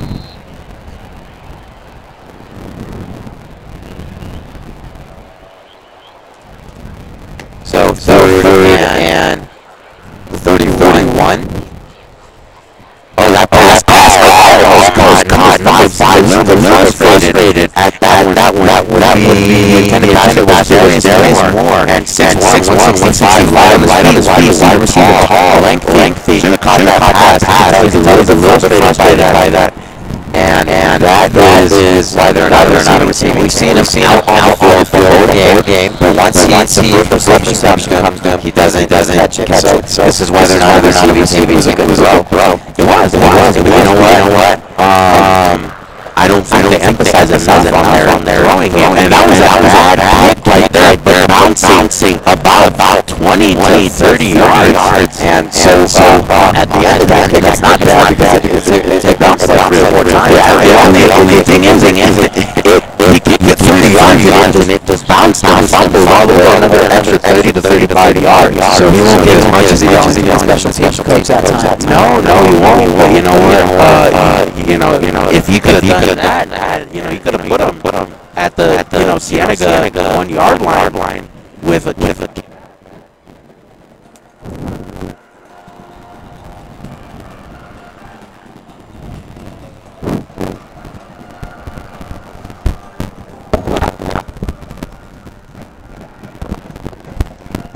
And the ball is over there on the 33-yard line. So the offense back out, Luis Morales. And a fake handoff. Quarterback himself. Oh my, that was blistering speed by Luis Morales. Shows his speed a little bit there. Yeah, in seconds, I would say about 2 seconds, he already got about 10 to 25 yards. And it looks like a player is injured, and it's number 54, DiMaggio Strive. So, and he goes down, maybe a cramp there.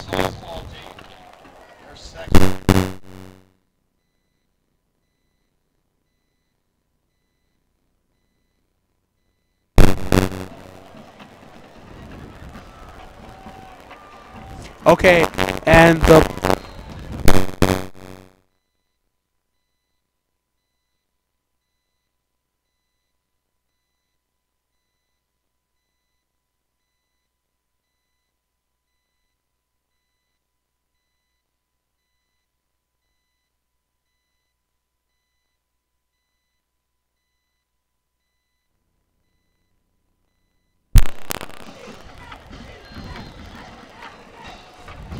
the ball at the 39-yard line for Cienega, ready to make another pass play, it seems like, with 2 men back. Seems like 2 running backs.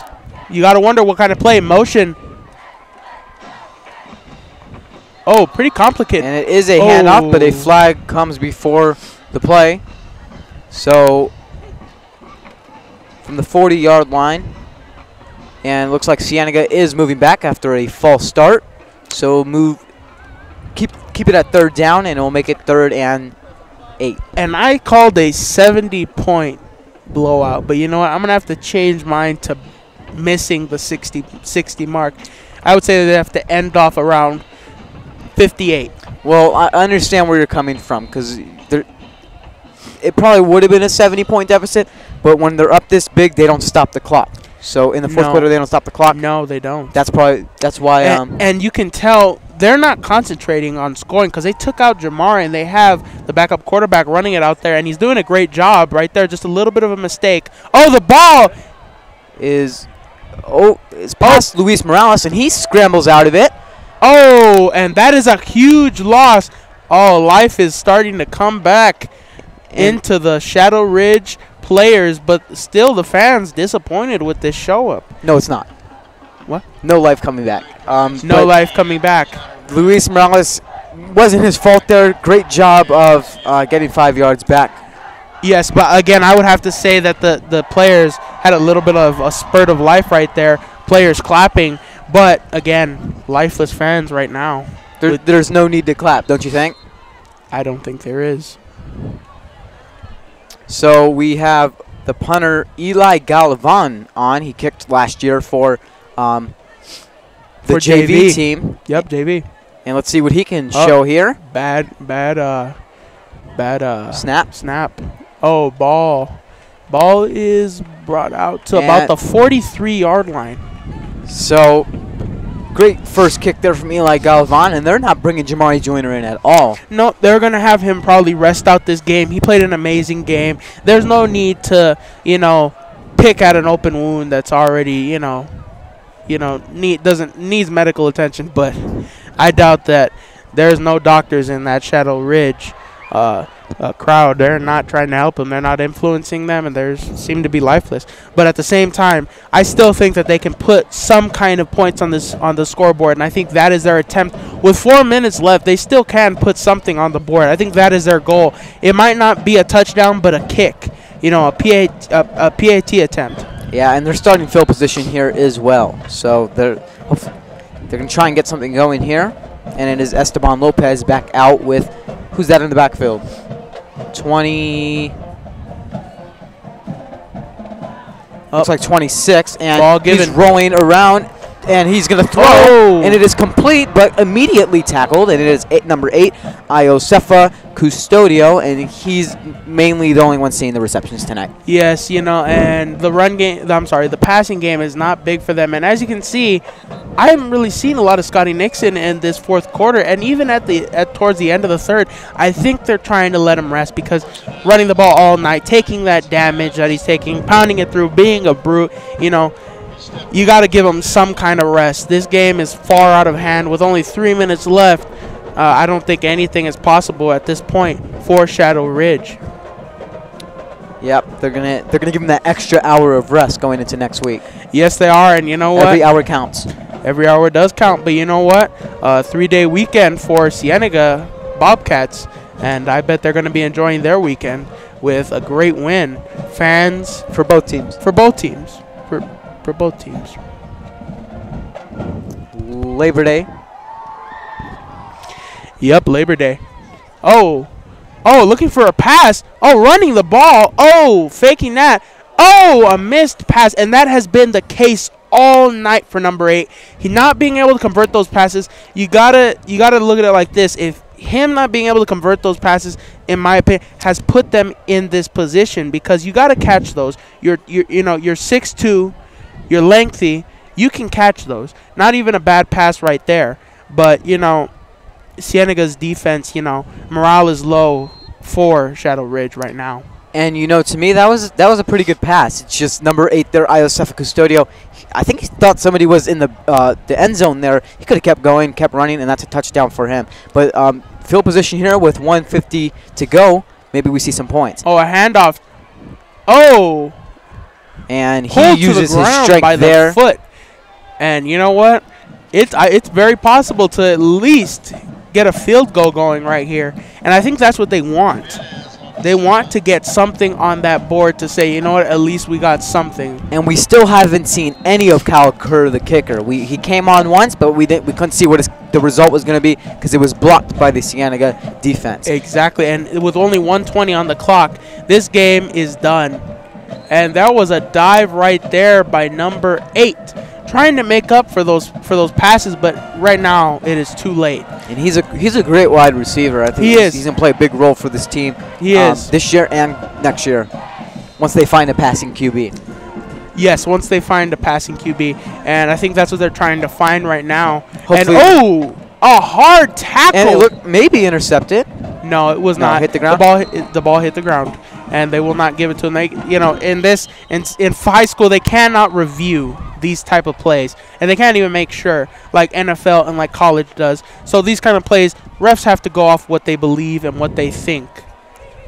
So maybe in the freshman class next year for Shadow Ridge, they find a passing QB. Yes, maybe they might. And you seem a little bit never mind. Okay, and last year Buena had a freshman QB very well. They went 0-10 last year, but he is back. He's a sophomore, and the Bobcats will play Buena. Let me find my schedule here. 10/13/2017. What month is that? Wait, what? October 13th at Buena. Yep. And the next game will be Nogales here at your home, Cienega, at 7 p.m. on 9/8/2017. So be ready for that game. That'll be a big game. Yeah, and we'll be here, Bobcat TV. Tune in next week or make it out to the game. We got you covered at all the home games and some of the away games. Go onto the website and you'll see if we'll be doing the game that week. Yep, and shout out to Mr. AV. I appreciate you watching this and supporting. And a run here. Almost a touchdown, but you could just see that defense is not giving them. And that is the ball game, and Cienega wins 51-0. And Coach Bull now is so happy right now. His defense didn't let the Stallions score at all, and actually they're holding it here. They might putting on some extra time. So the refs are going to discuss how much time they think should be on the clock. If I'm the ref, I just say it doesn't matter. Even just playing it, it's like this. The game is out of reach. So the clock. There's no reason to, make the mauling any bigger than it already is. 51-0 is a huge gap. There's no reason. And as the team is heading out right here, they know they're done. Their fans know they're done. And morale is down because of the incredible coaching staff coaching Cienega and leading them to a victory right here. They want to score here for something to talk about on the bus ride. They do. And you know what? You gotta think that their coach is not happy with this performance, displeased with it. And rolling is Esteban Lopez. He's going to keep it, and he is stopped short. Oh, that was a hard tackle right there. You could tell Cienega wants to keep it 51-0 no matter what. But it doesn't seem like they'll be capable of keeping them scoreless, because this right here is, it almost seems like the refs are trying to give them a pity point. Well, you never know. With the center needs if he gets some good snaps here, Shadow Ridge can score here and bring some momentum into the bus ride in next week. Yeah, they can, but you know what? This is a game where you have one team coming out and now ecstatic over the win. All the players look happy, they look excited, and now they can enjoy a 3-day weekend with their family. And you know what? That's all you want to see. Is you want to see at Cienega we're a family, and we fight for each other, and we have a great time. And you know what? Cienega football, you got to congratulate the coaches for an amazing win today. And with 42 seconds on the clock right now. So the clock will start rolling once they get into formation, or maybe they call the timeout there. Yeah, maybe they call the timeout. And you got to wonder why they would put more time on the clock. Jacob, what are your thoughts? Well, I think that they the timekeepers had a mistake, and they were letting the clock roll before they got into formation. So the refs noticed that, and they put more time onto the clock. Yep, and like I said, I think it's more so about giving them a chance to score, because a blowout like this is, it hurts. It hurts your team. And right here, going all the way to the outside, and that is a failed pass by the quarterback. Not a good throw, and he wasn't even open. He shouldn't have thrown it over there. No, he wasn't. And I think I saw another player that was open right there. And as a quarterback, field vision is the most important thing, because if you can't even find the open man, you're not going to be able to make the correct pass and make a touchdown like that. And I think they need to find some other type of quarterback to lead their team. because just big problems right here. Oh, And tackle a down. handoff, and he will get nowhere. Maybe even a loss there, and the clock will keep going, and they're going to try and play the hurry offense up here, and maybe get in one, maybe 15 two more seconds plays. left. No, it's one more play, and that is about it. Getting into formation Maybe as quick you as spike it here. possible. Oh, And they're it looks going like a to pass throw it. play. Nope. And it is a touchdown, and Shadow Ridge will score with 0 seconds to go. So a chance to put 7 up on the board before they go back to surprise. Yep, and you know what? They, no points getting on the board here for Shadow Ridge, Oh, it will come. It will come. Does Nothing yet. Cienega scorekeeper's probably a little bit frustrated, maybe. Yes, maybe they are. But fans over there lifting their hands up. It appears the statues can move. Signalized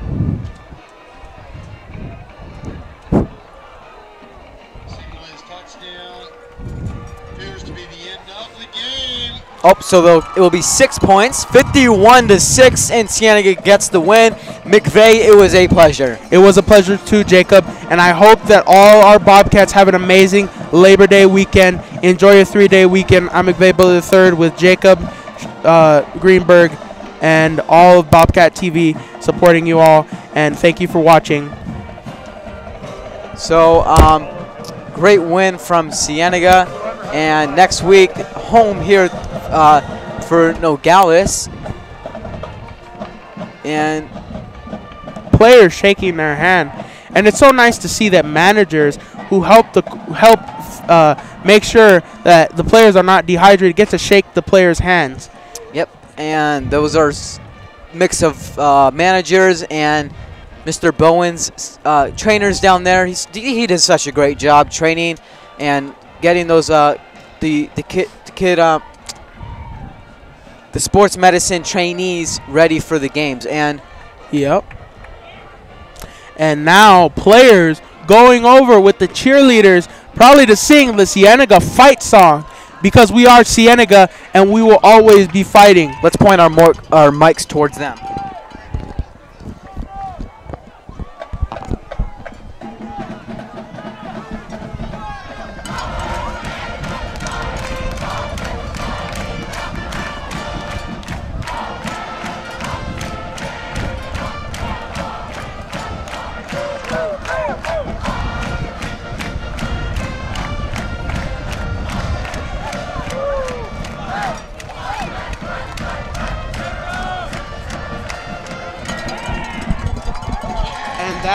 And that right there ends it for us.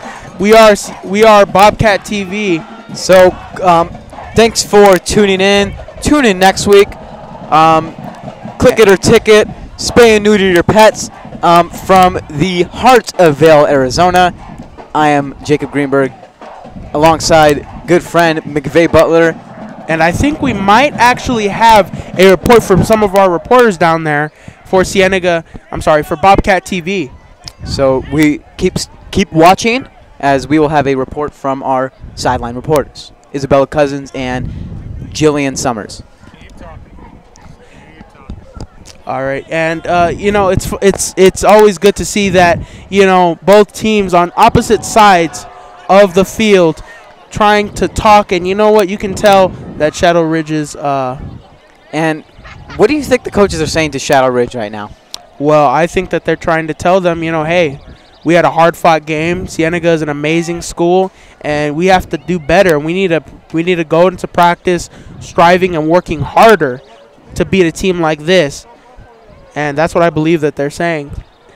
So, right now, talking again and ending the game, fans dispersing out, and, just happy to, watch an amazing game like this, And for Cienega, this is the kind of win that you hope for. As Shadow Ridge's players, fans, all going into their buses, their cars, and leaving right now. And just a great game all over. And I'm just wondering, how will this affect us next week? Next week we're going to have a game versus Nogales. And, that's going to be a big game for us. And it's a good thing that it's home because, you always want to have a good home crowd here, which we have plenty of support from our Cienega Bobcat community. Yep, and we're having some technical difficulties downfield. Yes, we are right now, but we are going to get it under wraps so you can hear the last finishing parts of this game. And again, I hope you guys have a great Bobcat weekend. 3 days. Pretty convenient, pretty nice. And I missed you. Are you serious? Micaiah Beard, here, wrestler for Cienega. And Nate Johnson, great wrestler for Cienega too. These two graduated last year. Micaiah, do you have anything to say? Well, we know your brother is number 27, Caleb Beard. Okay, and right now we are and happy birthday to Caleb Beard. His birthday is this Sunday. And Josiah, party.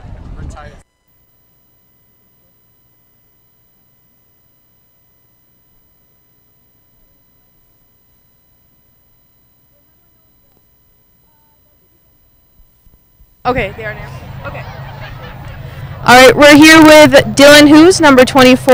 Dylan, how are you feeling? I'm feeling actually really good. This was an amazing win for the defense after allowing 50 points last week. It's just amazing to get that off our chest and just have that redemption. And so I'm feeling really, really good right now. All right.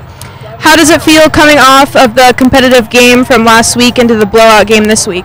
Yeah, like I just said, the biggest thing is bouncing back in practice, and I think that our defensive unit did that really well this week. We went into practice, and we did a really good job just coming together, fixing the small things that we messed up on last week, and we got that shutout tonight, so that's all that matters. All right. Your defense gave up 50 points last week, but only 6 points this week. Tell us how your defense boys are feeling right now. Our minds are blown. Like, last week was just a freak. It was a freak game. We had lots of miscommunications, lots of blows in our coverage, and like I said, we came together in practice, and Coach Darling is amazing. He keeps us on our feet. He keeps us just positive, and we really bounced back this week. Thank you so much for your time. Great job. Thank you.